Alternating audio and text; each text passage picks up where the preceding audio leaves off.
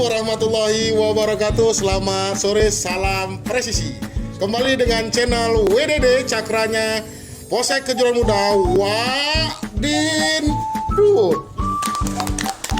Baik, setelah sore hari ini kita sudah kedatangan tamu para narasumber yang luar biasa yang sudah berjuang hari ini untuk melaksanakan kegiatan vaksinasi di desa masing-masing. Sebelum kita lakukan bincang-bincang nanti ke depannya, kita saksikan dulu cuplikan berikut ini.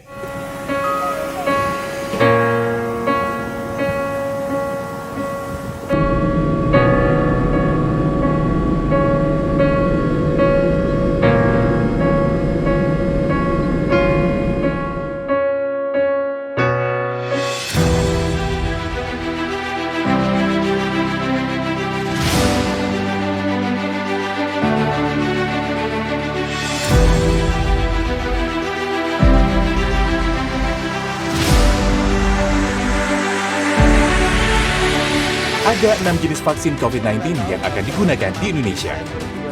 Adapun ke-6 jenis vaksin yang resmi digunakan di Indonesia diantaranya adalah vaksin yang diproduksi oleh PT Bio Farma, AstraZeneca, Sinopharm, Moderna, Pfizer, dan Sinovac. Meski diproduksi oleh produsen berbeda, pada dasarnya ke-6 vaksin ini memiliki cara kerja yang sama. PT Bio Farma merupakan produsen vaksin COVID-19 dalam negeri. Bio Farma memiliki 2 jalur pengadaan vaksinasi. Di antaranya bekerjasama dengan Sinovac asal Tiongkok dan mengembangkan vaksin merah putih bekerjasama dengan lembaga biomolekuler Eijkman. Sinovac adalah vaksin buatan Tiongkok yang tiba di Indonesia pada 6 Desember lalu. Teknologi pelemahan virus yang digunakan dalam pembuatan vaksin ini memungkinkan vaksin dikembangkan lebih cepat dan diklaim dapat memicu kekebalan tubuh terhadap virus tanpa efek samping serius. Sebelumnya pada Oktober 2020, Bio Farma telah menetapkan harga vaksin produksi Sinovac Biotech sekitar Rp200.000 per dosis. Namun, hingga pertengahan Desember, pemerintah belum mengumumkan harga vaksin lainnya secara resmi. Saya sampaikan bahwa vaksin COVID-19 untuk masyarakat adalah gratis. Baik, setelah kita lihat tadi cuplikan-cuplikan, maka kita akan melanjutkan bincang-bincang kita dengan narasumber yang luar biasa yang telah hadir pada sore hari ini. Dari Puskesmas Kejuruan Muda, Bu Saprida, tenaga vaksinator dari Puskesmas Kejuruan Muda.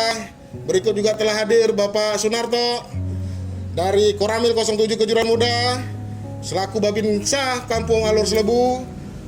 Pak Yoni Trisno, Babin Kantimas Polsek Kejuruan Muda, juga salah satu Babin Kantimas yang menangani Kampung Alur Seribu, dan Bu Irma, salah satu relawan COVID Posko PPKM Kampung Alur Seribu yang hari ini hadir di sekitar kita. Sebelum kita laksanakan nih, kita mau bicara bincang-bincang dulu nih Bapak Ibu semuanya. Apakah sehat semua pada sore hari ini? Alhamdulillah sehat. Ya, alhamdulillah sehat semua Pak ya. Tujuan kita pada sore hari ini, kita akan membuktikan kepada masyarakat luas bahwasanya pelaksanaan vaksin itu tidak berbahaya bagi masyarakat, dan kita berupaya kepada masyarakat untuk dapat melaksanakan vaksin. Ya, nih orang pertama yang akan kita tanya ataupun saya tanya nih, ke siapa dulu? Bu Saprida ya Bu ya? Ya, Pak. Selaku vaksinator dari Puskesmas Kejuruan Muda.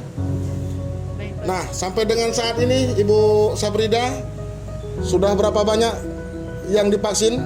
Untuk wilayah Puskesmas Kejuruan Muda Iya. sudah berjumlah 5.000 ya Pak. Itu sudah personil dari TNI dan personil Polri dan masyarakat Pak. Dan masyarakat sudah sekitar 5.000 lebih Bu ya, yang dilaksanakan vaksinasi.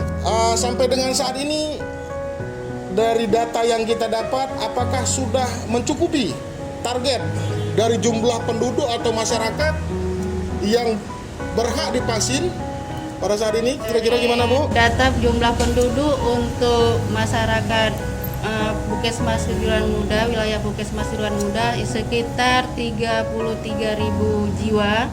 Dari usia 12 tahun sampai 17 tahun itu untuk remaja, dan untuk 18 tahun ke atas sekitar 20 jiwa. 20.000 jiwa. 20.000 jiwa. Yang sudah tervaksin berapa banyak Bu? Yang sudah tervaksin untuk usia 18 tahun ke atas sudah sekitar 3.000. Sudah 3.000 ya dari jumlah awal tadi Bu ya. Iya, Pak. Untuk yang masyarakat umum dan lansia dari 33.000 tadi sudah berapa banyak? Sekitar 500 gitu lah Pak, jiwa. 500 jiwa, berarti 50%-nya sampai dengan hari ini belum mencapai target ya kira-kira Bu ya. Nah, dari jumlah data yang Ibu berikan tadi ke kita, berarti kan belum setengahnya nih. Iya. Nah, saya mau tanya dulu kepada Ibu nih selaku tenaga medis, vaksinator, apa sih kendala Bu yang terjadi? Kok belum sampai dengan separuhnya pun Kendala nih? dari kami dari Dinas Kesehatan itu tersedianya vaksin Pak. Vaksin itu Stok vaksin. Stok vaksin. Karena untuk saat ini sisa stok vaksin yang ada di Puskesmas kita sekitar 50 vial lagi Pak. Sisa 50 vial lagi Iya, ya Bu ya. untuk sekitar 500 dosis Pak. 500 dosis ya. Jiwa, ya, orang. Berarti salah satu kendala yang dihadapi oleh Puskesmas Kejuruan Muda selaku vaksinator dengan stok vaksin yang hari ini masih terbatas ya Bu ya. Dengan jumlah vial yang dapat itu dibagi dari 15 desa yang berada di Kecamatan Kejuruan Muda ya Bu ya. Walaupun kendala-kendala itu di hadapan kita tapi tetap semangat Bu ya. Iya, Pak. Berapa tim vaksinator di Kecamatan Kejuruan Muda Ibu? Ada 2 tim Pak. Ada 2 tim ya. Ya, kita bagi untuk 2 kelompok. 2 kelompok. Nah, untuk beraktivitas untuk setiap harinya Pak. Kita Untuk setiap harinya. melakukan vaksinasi dari hari Senin sampai dengan Jumat. Luar biasa, setiap hari full jadwal ya Bu ya bersama rekan-rekan, bersama teman-teman, juga nanti dari TNI Polri juga mendampingi dan desa Bu ya. Oke, kita lanjut kepada Bapak Babinsa dan Bapak Babinsa. Nih, yang telah hari ini mengedukasi kepada masyarakat. Tapi masih banyak kendala-kendala nih Bapak. Bapak-bapak ya, masih ada kendala-kendala yang masih kita hadapi. Enggan masyarakat untuk melaksanakan vaksin. Macam lah sumber-sumbernya dari mana ya. Nah, saya mau bertanya nih, ini siapa yang menjawab nih, Babinsa atau Pak Babin ganti masa nih? Selama ini Bapak bertugas sebagai Babinsa, Kampung Alus Lebu, Kecamatan Kejuruan Muda, ya, Koramil 07 Kejuruan Muda, langkah-langkah apa yang udah Bapak ambil? Ya, baik Pak, selama ini yang sudah langkah-langkah yang sudah saya lakukan dan Babin Kamtipmas, relawan COVID di desa, itu tidak bosan-bosannya kami melakukan himbauan kepada masyarakat untuk mengedukasi kepada masyarakat tentang manfaat vaksin Pak. Bahwa tubuh kita ini perlu divaksin. Dengan adanya suntik vaksin ini mungkin tubuh kita terlindung dari virus COVID-19 itu Pak. Baik, berarti sudah sering melakukan himbauan-himbauan ke masyarakat Pak ya, baik secara umum maupun individu-individu Pak ya, bersama Pak Babin ganti masa ya. Nah, pada saat Bapak memberikan himbauan ke masyarakat, apa kendala yang Bapak hadapi? Untuk kendala Pak, masih adanya masyarakat yang takut efek samping dari vaksin ini. Karena masyarakat ini sering mendengar berita-berita hoax yang mengakibatkan masyarakat tidak tahu manfaat vaksin. Yang tersebar di medsos-medsos, padahal walaupun berita itu nggak benar Pak ya kan, karena di medsos itu terkadang beritanya banyak yang di endingnya dipotong-potong ya Pak ya. Kalau memang seperti itu, kita lihat dulu apakah sama berita hoax yang Bapak alami di desa Bapak dengan cuplikan yang kita saksikan sebentar lagi. Mari kita saksikan.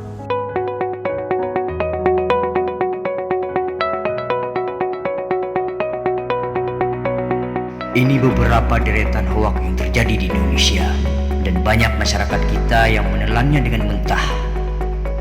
Di antaranya, vaksin COVID-19 memiliki chip untuk melacak keberadaan kita. Ternyata itu hanya hoak. Juga beredar kabar orang yang telah divaksin tak perlu jalani protokol kesehatan. Faktanya, vaksin memberikan manfaat antibodi dan belum diketahui efektivitasnya mencegah penularan kepada orang lain. Orang yang sudah divaksin masih wajib patuhi protokol kesehatan. Yang menolak vaksin COVID-19, ATM rekening dan nomor HP diblokir. Faktanya, juru bicara vaksinasi COVID-19 dari Kemenkes pastikan informasi tersebut hoax. Pihaknya mengedepankan edukasi dan persuasif dalam hal ini. Pesan berantai anggota TNI di Gresik dan Kebomas meninggal setelah divaksin. Bukan hanya itu, tapi banyak kita dengar sudah divaksin mengalami penyakit lumpuh dan sebagainya. Nyatanya itu semua hanya hoax. Karena setiap masyarakat yang akan divaksin akan diperiksa oleh dokter yang bertugas. Bila mana ada masyarakat yang mempunyai riwayat yang tidak boleh divaksin, maka tidak akan divaksin. Baik, setelah kita saksikan cuplikan berita-berita hoax terkait yang Bapak sampaikan tadi, apakah sama atau tidaknya biar publik nanti yang menilai, ya Bapak ya. Tapi Bapak sama Pak Babin Gantima dan Bapak Babin saya nggak bosan-bosan nih Pak ya. Iya, Pak. Tetap ikhlas, tetap semangat ya Bapak ya. Semangat, Pak. Terima kasih luar biasa kepada Bapak Babin Gantimas.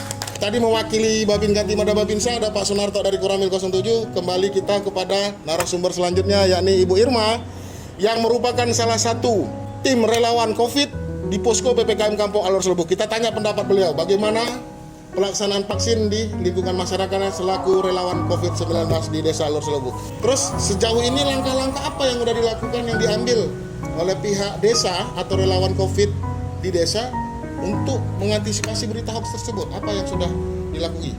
Ya, dengan melakukan sosialisasi tadi di desa. Sosialisasi ya. Jadi woro-woro pokoknya setiap dusun itu Pak selalu meyakinkan masyarakatnya, tapi yang kembali lagi ke masyarakat. Berapa jumlah relawan COVID kita Bu di Desa Alor Selebuk? Ada 8 orang Pak. Sekitar 8 orang ya. Terbagi berapa dusun itu Bu? 5. 5, luar biasa. 8 orang berjuang, 8 orang berupaya dengan 8 orang mengubah pola pikir masyarakat dari hal-hal yang termakan berita-berita hoax untuk menjadi mau ya Bu ya. Luar biasa.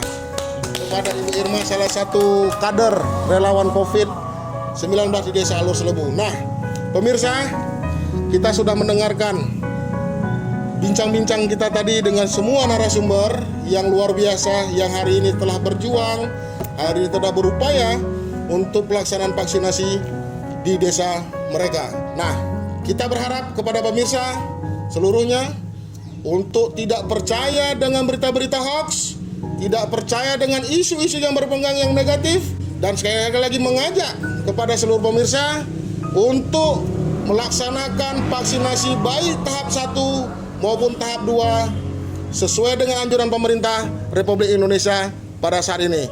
Mudah-mudahan insya Allah dengan perjuangan kita semua wabah COVID-19 pada saat hari ini bisa berakhir, Indonesia kembali tangguh, Indonesia kembali tumbuh kuat seperti dahulu. Demikian saya tutup acara WDD Wadindut.